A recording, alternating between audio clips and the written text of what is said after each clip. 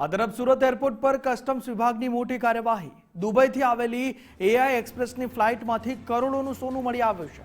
Flight IX274 માંથી સોનાનો જથ્થો જપ્ત કરવામાં આવ્યો છે। પેસેન્જર સીટ નંબર 21B તેની પાસેથી આ બિનવારસી હાલતમાં કાળું પાઉચ મળી આવ્યું અને તે કાળા પાઉચમાંથી ચાંદી જેવા રંગના ગોલ્ડ કોટેડ કળા મળી આવ્યા હતા। તપાસ દરમિયાન કળાની અંદરની 24 કેરેટનું 238 ગ્રામ સોનું મળી આવ્યું। જપ્ત કરાયેલા સોનાની બજાર કિંમત અંદાજે 36.89 લાખ રૂપિયા છે। એર ઇન્ટેલિજન્સ યુનિટે રમીજિંગ ઓપરેશન દરમિયાન કાર્યવાહી કરી છે। કોઈ માલિક સામે ન આવતા આખરે કસ્ટમ્સ દ્વારા સોનું જપ્ત કરી લેવામાં આવ્યું છે। કસ્ટમ્સ એક્ટ હેઠળ વધુ કાયદેસરની કાર્યવાહી હાથ ધરવામાં આવી છે।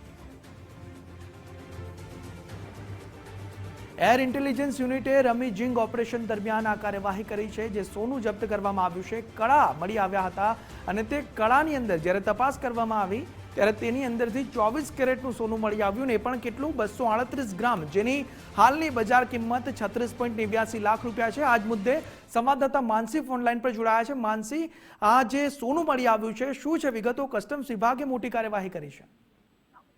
ચોક્કસથી વાત કરવામાં આવે તો અમદાવાદ બાદ હવે સુરત એરપોર્ટ પર કસ્ટમ વિભાગે મોટી કાર્યવાહી કરી છે, જેમાં સુરત આંતરરાષ્ટ્રીય એરપોર્ટ પર કસ્ટમ વિભાગે ખાસ કરીને દુબઈથી આવેલી ફ્લાઇટમાંથી અંદાજે 36.89 લાખ કિંમતનું અંદાજે સોનું જે છે 238 ગ્રામ તે જપ્ત કર્યું છે અને આ કાર્યવાહી એર ઇન્ટેલિજન્સ યુનિટ સુરત દ્વારા કરવામાં આવી છે, જેમાં દુબઈથી સુરત આવી રહેલી એર ઇન્ડિયા એક્સપ્રેસની ફ્લાઇટમાં એર ઇન્ટેલિજન્સ યુનિટ દ્વારા જે રૂટીન ઓપરેશન છે તે હાથ ધરવામાં આવ્યું હતું અને ચકાસણી દરમિયાન જ વિમાનની જે સીટ નંબર 21B નજીક આ સોનું મળી આવ્યું હતું, જેમાં એક કાળો વેલ્વેટ પાઉચ લાવારીસ હાલતમાં મળી રહ્યો હતો અને કસ્ટમ અધિકારીઓએ તે પાઉચની તપાસ કરી હતી અને તેમાં એક ગોલ્ડ કોટેડ કળો મળી આવ્યો હતો, જેની બહાર ચાંદી જેવા રંગની જે દેખાતી હતી। જો કે શંકા જતા કળાને વધુ તપાસ માટે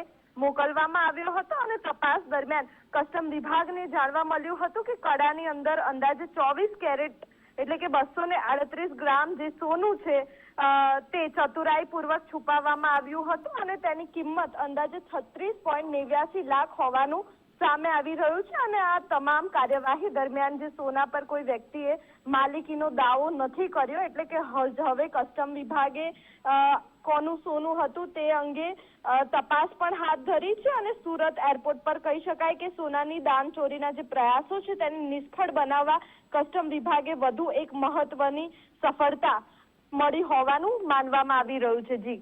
જી માનસી, સમગ્ર માહિતી બદલ આભાર।